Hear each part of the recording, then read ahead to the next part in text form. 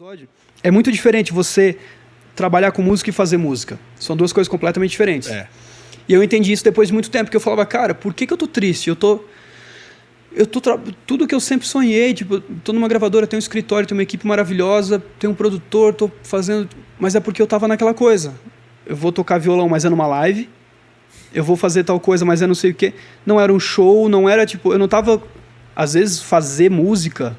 Pra mim, é sentar lá no meu quarto e fazer o que eu sempre fiz. Talvez por isso que tem tantas músicas em Mi maior. Eu chego, eu faço um Mi maior, um que o Juliano me ensinou, que é diferente. Um 7+. Eu toco ele e fico... É isso. Aquilo ali me prende. Parece que eu toco, as cordas fazem assim, meu corpo faz assim também. E isso pra mim é viver música. Agora, trabalhar com música é diferente, que é aquela coisa, ó, tem que entregar tal vídeo.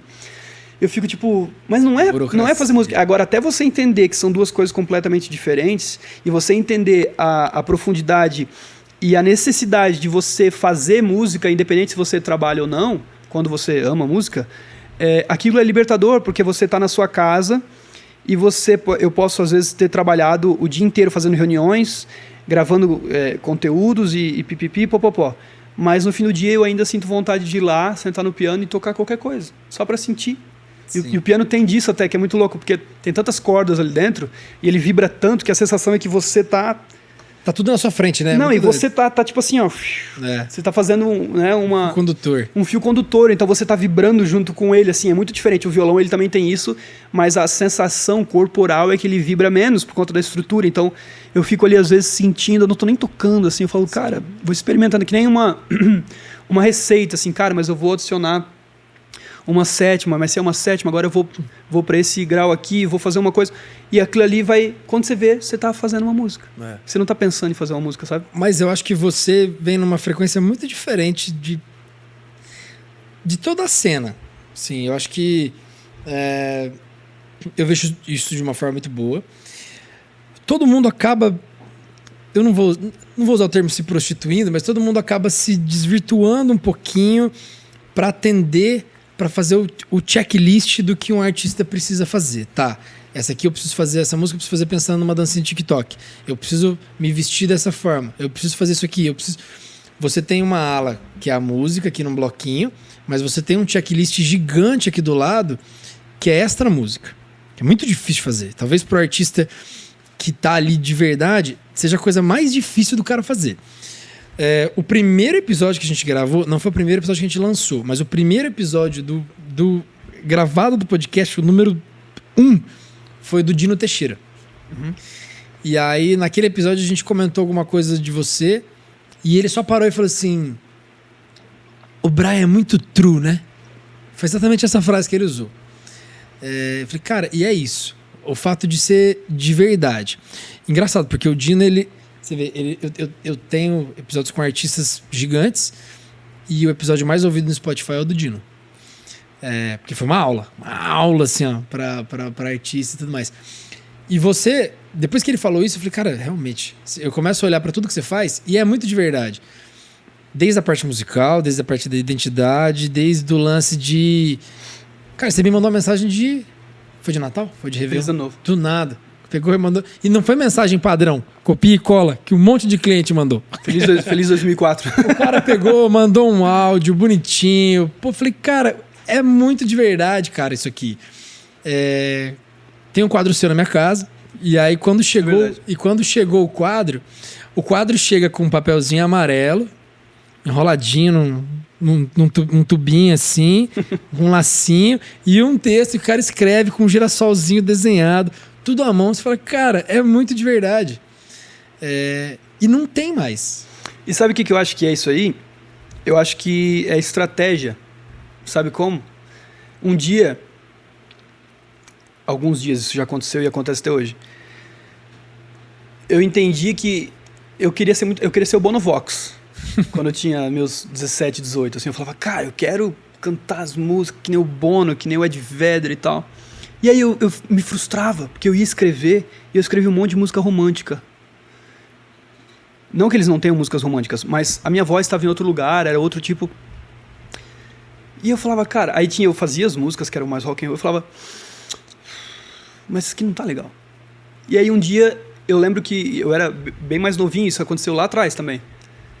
Eu falei assim, cara, por que essas músicas aqui nascem tão fácil de mim? Não é porque é mais fácil. Mais fácil a coisa técnica. É porque é de verdade. E aí eu entendi que se eu fosse de verdade, e é difícil ser de verdade, é um desafio.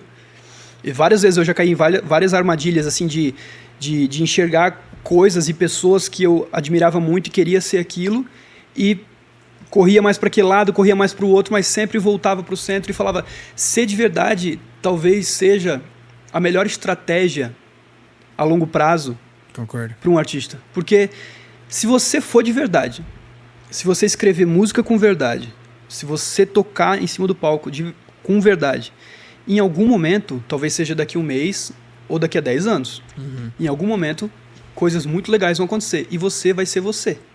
Agora, quando você não é de verdade, não é sustentável. Tem gente que eu acho que consegue. Quando eu não tô sendo eu começo, tipo... Tem clipes que você assiste, às vezes eu tô, sei lá, com uma roupa que eu não tinha me acostumado, que eu sou um cara que eu visto quase 100% do tempo todo de preto, e às vezes eu tava ali com uma coisa meio assim, eu tô lá cantando, tipo, meio... Sabe? E eu vejo isso, eu acho engraçado hoje, que eu falo, cara, não é que não seja de verdade, é só uma roupa, tá tudo certo. Sim. Mas aquilo, o ser de verdade é tão importante que pega em tudo, sabe? Então, tipo assim, pô, eu não vou me relacionar com um artista que eu não acho de verdade, sabe? Eu prefiro enxergar, às vezes, um artista que eu sei que ele é verdadeiro e que, às vezes, ele tem pouquíssimos plays e tudo mais, mas eu sei que em algum momento aquilo vai acontecer, porque você vê no olho dele que ele tem uma paixão pela música, que às vezes tem artistas que têm muitos milhões de ouvintes mensais, mas não conectam com você. E eu acho que isso são princípios, assim. E às vezes eu acho que a maior armadilha que te rouba essa verdade, que todo mundo tem. De perto, todo mundo é fantástico. Se você conversar com todo mundo tem alguma coisa dentro da pessoa que é muito legal, que às vezes não coloca pra fora. Sim. Às vezes você conversa com um parente seu, que é um cara que, sei lá, trabalha numa fábrica, tem toda uma rotina, mas você troca meia hora de conversa com ele, você saca que, na verdade, ele queria, tipo, ser adestrador de cachorro, sei lá. Então, tipo, por que essa pessoa não fez isso? Então, eu acho que em algum momento, falando agora de carreira com música, com arte no geral, eu acho que em algum momento você começa a sentir uma intenção, não é nem ainda uma ideia, é uma intenção artística. Por exemplo, você quer escrever músicas e cantar. Quando você está escrevendo música e cantando, você está se divertindo com as suas coisas e tal, fala, nossa, essa música é incrível. E aí você ouve ela e fala, nossa, eu amo, eu passei minha infância, adolescência inteira, tipo, ouvindo minhas próprias composições. E aí eu ouvia Legião Urbana, só que eu ouvia as minhas músicas e ouvia Legião Urbana. Mas aí um dia eu ouvi o que estava tocando na rádio. E eu falava, cara, nenhuma música minha é tão boa quanto essa. E aí a sua habilidade, ela corre assim, né? Ela é bem devagar e ela vai crescendo, você vai experimentando e virando uma esponja de referências, só que ela é lenta. Só que a sua percepção do que você gosta, ela é assim, ó. Então, quando você começa a pintar, por exemplo, você sente um desejo de colocar pra fora um sentimento. Aí você vai e pinta um quadro. Você fala, poxa, isso aqui ficou muito legal. Aí você olha a Mona Lisa e fala, nossa, que bosta que eu fiz. Então, cara, é muito louco, porque se você se apegar a isso... A comparação, né? Você se ferra muito. Agora, quando você consegue... E eu, por exemplo, eu sou um cara que eu tô tentando muito viver assim. Mas é muito difícil me comparar só comigo. Você olha as primeiras músicas que você escreveu, os primeiros shows que você fez. Eu nem tô falando, agora tem mais pessoas no show. Não. Como é que você era em cima do palco? Quando você começa a olhar que você, se comparando com você, tá indo para lugares muito legais, você se desprende disso. E aí você consegue ser verdadeiro. E ver evolução, né? E você vê artistas, é muito louco, você vê artistas montados, né? Que você entende claramente, se você tiver um pouquinho de sensibilidade para olhar para um artista e falar, cara, esse cara não tá feliz fazendo isso aí. Dá pra ver no olho dele. E tem muitos artistas que dá pra sentir no olho. Ele tá gravando um story, divulgando uma música nova, e você faz uma leitura do tipo, cara, eu apostaria muito que esse cara em cima do poste, tá afim disso aí. Então, tipo assim, agora quando você... E você vê esses artistas acontecendo. Agora, quando você vê... Eu fico muito feliz quando eu vejo um artista que é muito de verdade, que tá simplesmente ligando pra o que ele tá fazendo enquanto arte e se divertindo. Sim. E a carreira dele fazendo... Sabe? Isso pra mim é muito que seja aqui.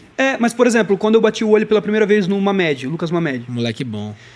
Eu falei, cara, não tem como não sorrir Uma Mad canta, ele chega no lugar, Sotaque. ele tem um astral... E aí quando você conhece ele, você entende que ele é um menino que tá fazendo as músicas dele e tá se divertindo. E é isso que tá levando ele para lugares incríveis. Porque no fundo, se você começa a entender, depois que você começa a se aproximar de pessoas, por exemplo, muito grandes do mercado, que movimentam muitas coisas, grandes produtores, grandes empresários, que tem uma coisa que é muito chave para essas pessoas. Eles querem estar perto de pessoas boas. Eles querem estar perto, primeiro, de pessoas que não vão trazer problemas para eles. Uhum. Uma coisa...